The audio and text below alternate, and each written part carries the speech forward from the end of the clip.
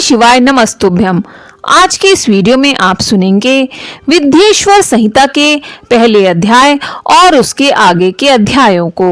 तो चलिए शुरू करते हैं। पहला अध्याय पाप नाशक साधनों के विषय में प्रश्न, जो आदि से लेकर अंत में है, नित्य मंगलमय है, जो आत्मा के स्वरूप को प्रकाशित करने वाले हैं, जिनके 5 मुख हैं और जो खेल खेल में जगत की रचना, पालन और संहार तथा अनुग्रह एवं तिरोभाव रूप 5 प्रबल कर्म करते हैं, उन सर्वश्रेष्ठ अजर अमर उमापति भगवान शंकर का मैं मन ही मन चिंतन करता हूँ। व्यास जी कहते हैं, धर्म का महान क्षेत्र जहाँ गंगा यमुना का संगम है, उस पुण्य में प्रयाग जो ब्रह्मलोक का मार्ग है, वहाँ एक बार महातेजस्वी महाभाग महात्मा मुनियों ने विशाल यज्ञ का आयोजन किया। उस ज्ञान यज्ञ का समाचार सुनकर पौराणिक शिरोमणि व्यास जी के शिष्य सूत जी वहाँ मुनियों के दर्शन के लिए आए। सूत जी का सभी मुनियों ने विधिवत स्वागत व सत्कार किया तथा उनकी स्तुति करते हुए हाथ जोड़कर उनसे कहा, हे सर्वज्ञ विद्वान रोमहर्षण जी, आप बड़े भाग्यशाली हैं। आपने स्वयं व्यास जी के मुख से पुराण विद्या प्राप्त की है। आप आश्चर्य स्वरूप कथाओं का भंडार हैं। आप भूत भविष्य और वर्तमान के ज्ञाता हैं। हमारा सौभाग्य है कि आपने दर्शन दिए। आपका यहाँ आना निरर्थक नहीं हो सकता। आप कल्याणकारी हैं। उत्तम बुद्धि वाले सूत जी, यदि आपका अनुग्रह हो तो गोपनीय होकर भी आप शुभाशुभ तत्व का वर्णन करें, जिससे हमारी तृप्ति नहीं होती और उसे सुनने की हमारी इच्छा ऐसे ही रहती है। कृपया कर उस विषय का वर्णन करें। घोर कलयुग आने पर मनुष्य पुण्य कर्म से दूर होकर दुराचार में फंस जाएगा, दूसरों की बुराई करेगा, पराई स्त्रियों के प्रति आसक्त होंगे, हिंसा करेंगे, मूर्ख, नास्तिक और पशु बुद्धि हो जाएंगे। सूत जी, कलयुग में वेद प्रतिपादित वर्ण आश्रम व्यवस्था नष्ट हो जाएगी। प्रत्येक वर्ण और आश्रम में रहने वाले अपने अपने धर्मों के आचरण का परित्याग कर विपरीत आचरण करने में सुख प्राप्त करेंगे। इस सामाजिक वर्ण सक्रियता के लोगों का पतन होगा, परिवार टूट जाएंगे, समाज बिखर जाएगा, प्राकृतिक आपदाओं से जगह जगह लोगों की मृत्यु होगी, धन का क्षय होगा, स्वार्थ और लोभ की प्रवृत्ति बढ़ जाएगी, ब्राह्मण लोभी हो जाएंगे और वेद बेचकर धन प्राप्त करेंगे, मद से मोहित होकर दूसरों को ठगेंगे, पूजा पाठ नहीं करेंगे और ब्रह्म ज्ञान से शून्य होंगे। क्षत्रिय अपने धर्म को त्याग कर कुसंगी, पापी और व्यभिचारी हो जाएगा। शौर्य से रहित हो वे शूद्रों जैसे व्यवहार करेंगे और काम के अधीन हो जाएंगे। वैश्य धर्म से विमुख हो संस्कार भ्रष्ट होकर कुमार्गी, धनोपार्जन परायण होकर नाप तोल में ध्यान लगाएंगे। शूद्र अपना धर्म कर्म छोड़कर अच्छी वेशभूषा में सुशोभित हो व्यर्थ घूमेंगे। वे कुटिल और ईर्ष्यालु होकर अपने धर्म के प्रति हो जाएंगे, कुकर्मी और वाद विवाद करने वाले होंगे। वे स्वयं को कुलीन मानकर सभी धर्म और वर्णों में विवाह करेंगे। स्त्रियां सदाचार से विमुख हो जाएंगी। वे अपने पति का अपमान करेंगी और सास ससुर से लड़ेंगी, मलिन भोजन करेंगी। उनका शील स्वभाव बहुत बुरा होगा।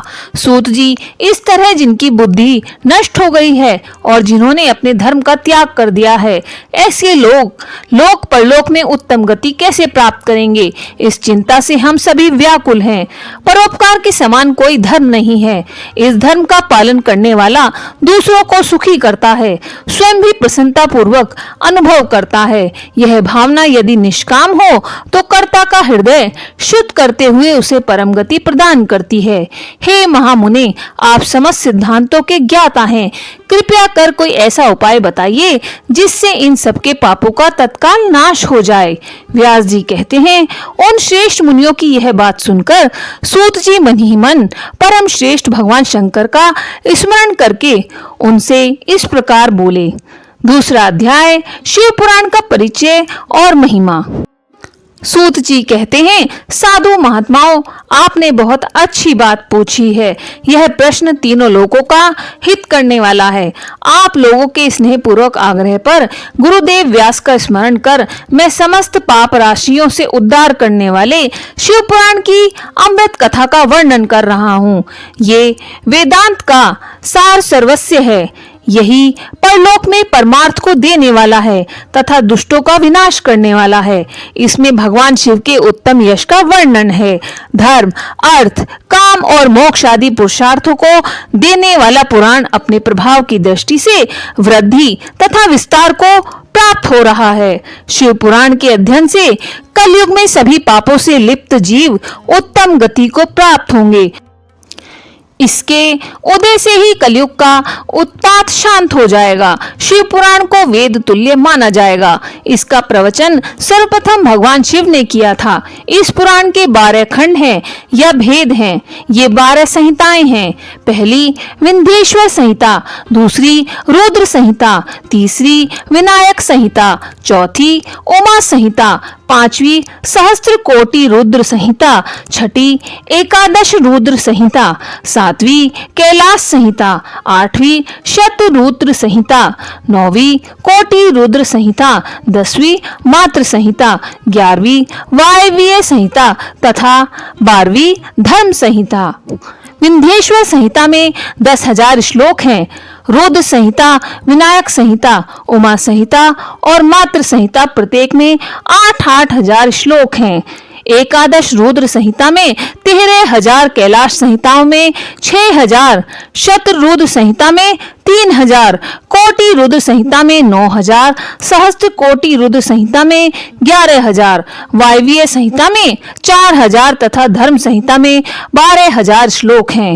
मूल शिव पुराण में कुल 1,00,000 श्लोक हैं, परंतु व्यास जी ने इसे 24,000 श्लोकों में संक्षिप्त कर दिया है। पुराणों की क्रम संख्या में शिव पुराण का चौथा स्थान है, जिसमें 7 संहिताएं हैं। पूर्व काल में भगवान शिव ने 100 करोड़ श्लोकों का पुराण ग्रंथित किया था। सृष्टि के आरंभ में निर्मित यह पुराण साहित्य अधिक विस्तृत था।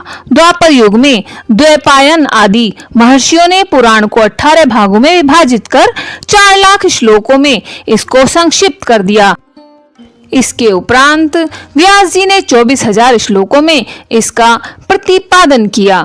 यह वेद तुल्य पुराण विंध्येश्वर रुद्र संहिता, शत रुद्र संहिता, कोटि रुद्र संहिता, उमा संहिता, कैलाश संहिता और वायवीय संहिता नाम 7 संहिताओं में विभाजित है।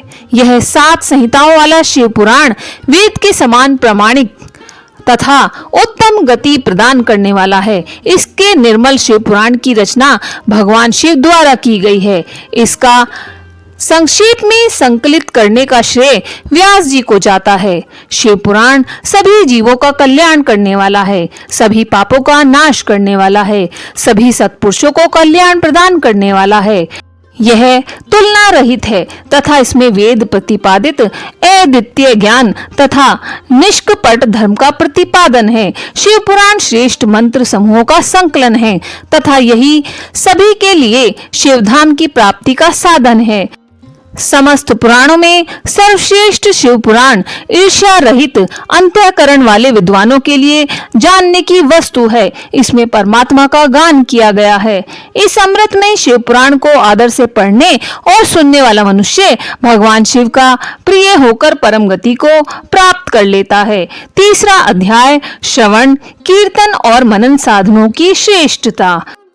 व्यास जी कहते हैं, सूत जी के वचनों को सुनकर सभी महर्षि बोले, भगवान आप वेद तुल्य अद्भुत एवं पुण्यमयी शिव पुराण की कथा सुनाइए। सूत जी ने कहा, हे महर्षि गण, आप कल्याण में भगवान शिव का स्मरण करके वेद के सार से प्रकट शिव पुराण की अमृत कथा सुनिए। शिव पुराण में भक्ति, ज्ञान और वैराग्य का गान किया गया है। जब सृष्टि आरंभ हुई तो 6 कुलों के महर्षि आपस में वाद विवाद करने लगे कि अमुक वस्तु उत्कृष्ट है, अमुक नहीं। जब इस विवाद ने बड़ा रूप धारण कर लिया तो सभी अपनी शंका के समाधान के लिए सृष्टि की रचना करने वाले अविनाशी ब्रह्मा जी के पास जाकर हाथ जोड़कर कहने लगे, हे प्रभु, आप संपूर्ण जगत को धारण कर उनका पोषण करने वाले हैं। प्रभु, हम जानना चाहते हैं कि संपूर्ण तत्वों से परे पर पुराण पुरुष कौन है? ब्रह्मा जी ने कहा, ब्रह्मा, विष्णु, रुद्र और इंद्र आदि से युक्त संपूर्ण जगत समस्त भूतों एवं इंद्रियों के साथ पहले प्रकट हुआ है। वे देव महादेव की सर्वज्ञ और संपूर्ण हैं। भक्ति से ही इनका साक्षात्कार होता है, दूसरे किसी उपाय से इनका दर्शन नहीं होता। भगवान शिव में अटूट भक्ति मनुष्य को संसार बंधन से मुक्ति दिलाती है। भक्ति से उन्हें देवताओं का कृपा प्रसाद प्राप्त होता है। जैसे अंकुर से बीज और बीज से अंकुर पैदा होता है, भगवान शंकर का कृपा प्रसाद प्राप्त करने के लिए आप सब ब्रह्मर्षि धरती पर सहस्त्रों वर्षों तक चलने वाले विशाल यज्ञ करो। यज्ञपति भगवान शिव की कृपा से ही विद्या के सार तत्व साध्य साधन का ज्ञान प्राप्त होता है। शिवपद की प्राप्ति साध्य और उनकी सेवा ही साधन है तथा जो मनुष्य बिना किसी फल की कामना किए उनकी भक्ति में डूबे रहते हैं, वही साधक हैं। कर्म के अनुष्ठान से प्राप्त फल को भगवान शिव के श्री चरणों में समर्पित करना ही परमेश्वर की प्राप्ति का उपाय है तथा यही मोक्ष प्राप्ति का एकमात्र साधन है। साक्षात महेश्वर ने ही भक्ति के साधनों का प्रतिपादन किया है। कान से भगवान के नाम, गुण और लीलाओं का श्रवण, वाणी द्वारा उनका कीर्तन तथा मन में उनका मनन शिवप्रद की प्राप्ति के महान साधन है तथा इन साधनों से ही संपूर्ण मनोरथों की सिद्धि होती है। जिस वस्तु को हम प्रत्यक्ष अपनी आंखों के सामने देख सकते हैं उसकी तरफ आकर्षण स्वाभाविक है, परंतु जिस वस्तु को प्रत्यक्ष रूप से देखा नहीं जा सकता उसे केवल सुनकर और समझकर ही उसकी प्राप्ति के लिए प्रयत्न किया जाता है। अतः श्रवण पहला साधन है। श्रवण द्वारा ही गुरुमुख से तत्व को सुनकर श्रेष्ठ बुद्धि वाला विद्वान अन्य साधन कीर्तनों और मनन की शक्ति व सिद्धि प्राप्त करने का यत्न करता है। मनन के बाद इस साधन की साधना करते रहने से धीरे धीरे भगवान शिव का सहयोग प्राप्त होता है और लौकिक आनंद की प्राप्ति होती है। भगवान शिव की पूजा, उनके नामों का जप तथा उनके रूप गुण विलास के हृदय में निरंतर चिंतन को ही मनन कहा जाता है। महेश्वर की कृपा दृष्टि से उपलब्ध इस साधन को ही प्रमुख साधन कहा जाता है। चौथा अध्याय, सनत कुमार व्यास संवाद। सूत जी कहते हैं, हे मुनियों, इस साधन का महात्म्य बताते समय मैं एक प्राचीन वृतांत का वर्णन करूंगा जिसे आप ध्यान पूर्वक सुने। बहुत समय की बात है, पराशर मुनि के पुत्र मेरे गुरु व्यास देव जी सरस्वती नदी के तट पर तपस्या कर रहे थे। एक दिन सूर्य के समान तेजस्वी विमान से यात्रा करते हुए भगवान सनत कुमार वहां जा पहुंचे। मेरे गुरु ध्यान में मग्न थे। जागने पर अपने सामने सनत कुमार जी को देखकर वे बड़ी तेजी से उठे और उनके चरणों का स्पर्श कर उन्हें अर्घ्य देकर योग्य आसन पर विराजमान किया। प्रसन्न होकर सनत कुमार जी गंभीर वाणी में बोले, मुनि, तुम सत्य का चिंतन करो। सत्य तत्व का चिंतन ही श्रेय प्राप्ति का मार्ग है। इसी से कल्याण का मार्ग प्रशस्त होगा। यही कल्याणकारी है। यह जब जीवन में आ जाता है तो सब सुंदर हो जाता है। सत्य का अर्थ है सदैव रहने वाला। इस काल का कोई प्रभाव नहीं पड़ता, यह सदा एक समान रहता है। सनत कुमार जी ने महर्षि व्यास को आगे समझाते हुए कहा, महर्षि, सत्य पदार्थ भगवान शिव ही हैं। भगवान शंकर का श्रवण, कीर्तन और मनन ही उन्हें प्राप्त करने के सर्वश्रेष्ठ साधन है। पूर्व काल में मैं दूसरे अनेकानेक साधनों के भ्रम से पड़ा घूमता हुआ तपस्या करते हुए मंदराचल पर जा पहुंचा। कुछ समय बाद महेश्वर शिव की आज्ञा से सबके साक्षी तथा शिव गणों के स्वामी नंदीकेश्वर वहां आए और स्नेह पूर्वक मुक्ति का साधन बताते हुए बोले, भगवान शंकर का श्रवण, कीर्तन और मनन ही मुक्ति का स्रोत है। यह बात मुझे स्वयं देवादिदेव भगवान शिव ने बताई है। अतः तुम इन्हीं साधनों का अनुष्ठान करो। व्यास जी से ऐसा कहकर अनुगामियों सहित सनत कुमार ब्रह्मधाम को चले गए। इस प्रकार इस उत्तम वृतांत का संक्षेप में मैंने वर्णन किया है। ऋषि बोले, सूत जी, आपने श्रवण, कीर्तन और मनन को मुक्ति का उपाय बताया है, किंतु जो मनुष्य इन तीनों साधनों में असमर्थ हो वह मनुष्य कैसे मुक्त हो सकता है? किस कर्म के द्वारा बिना यत्न के ही मोक्ष मिल सकता है? इस प्रकार विंध्येश्वर संहिता का चौथा अध्याय पूर्ण हुआ। आने वाली वीडियो में हम आगे के अध्याय सुनेंगे। इस वीडियो पर एक लाइक अवश्य करें और कमेंट में ओम नमः शिवाय अवश्य लिखें। धन्यवाद।